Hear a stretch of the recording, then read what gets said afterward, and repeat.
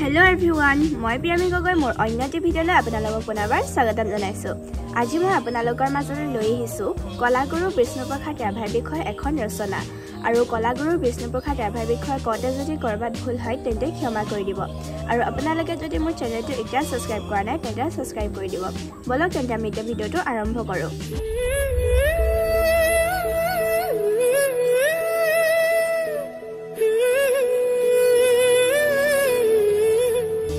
কলাগুৰু বিষ্ণুপ্ৰসাদ ৰাভা। আৰম্ভণি। আমাৰ ৰাজ্যত 20 জুন তাৰিখটো ৰাভা দিৱস বা কলাগুৰু বিষ্ণু ৰাভা দিৱস হিচাপে পালন কৰা হয়।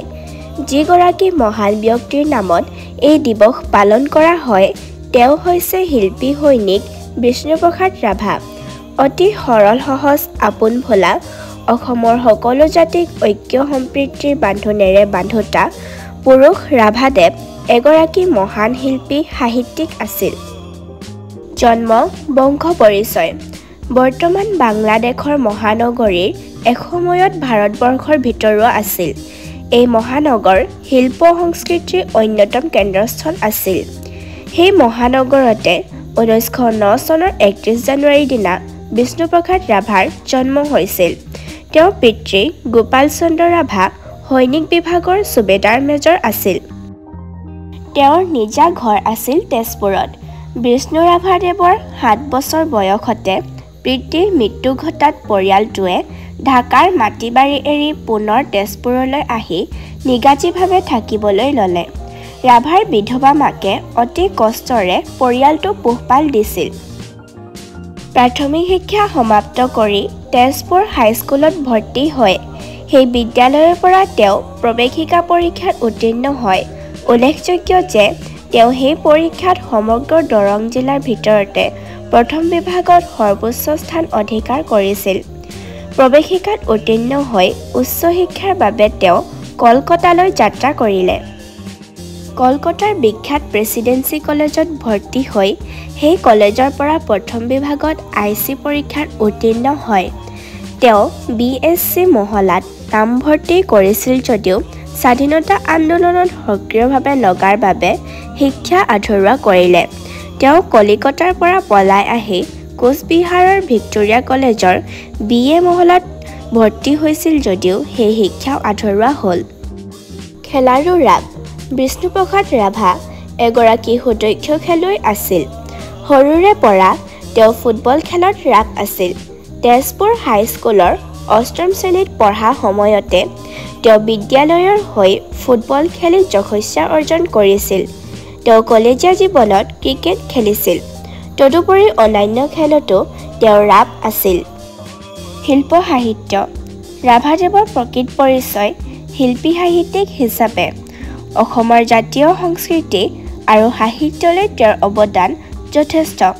সৰুতে পিতাকৰ পৰা সংগীত শিক্ষাই তেওঁক অনুপ্ৰেৰণা দিছিল। নৃত্য পতিয়সী গহৰজান বিবিৰ পৰা তেওঁ নৃত্য শিকিছিল। কলেজীয়া শিক্ষা সাং কৰাৰ পাছত তেওঁ অসমৰ ইমূৰৰ পৰা সিমূৰলৈ ঘূৰি বিভিন্ন ঠাইৰ নাচ গান দেখি শুনি তাক আয়ত্ত কৰি অসমীয়া সংস্কৃতিলৈ অনবদ্য দান আগবঢ়াবলৈ সামৰ্থ্য হৈছিল। তেওঁ কলকাতাৰ চেনুলা গ্ৰামোফোন কোম্পানীত নিজৰ গীত বাণীবদ্ধ কৰিছিল। ভাৰতৰ প্ৰখ্যাত নৃত্যশিল্পী উদয় শংকৰৰ পৰা মহাদেৱৰ তাণ্ডৱ নৃত্য শিকি পাৰদৰ্শিতাৰে প্ৰদৰ্শন কৰি ভূয়সী প্ৰশংসা লাভ কৰিছিল।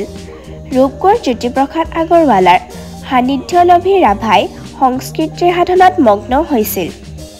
তেওঁৰ সহযোগী আছিল অন্যতম বন্ধু নটসূৰ্য ফণী শৰ্মা। অসমীয়া কথাছবি চিৰাজত অভিনয় কৰাৰ উপৰি পৰিচালকৰ দায়িত্বও পালন কৰিছিল। তেওঁ অভিনয় কৰা আন এখন অন্যতম কথাছবি আছিল প্ৰতিধ্বনি।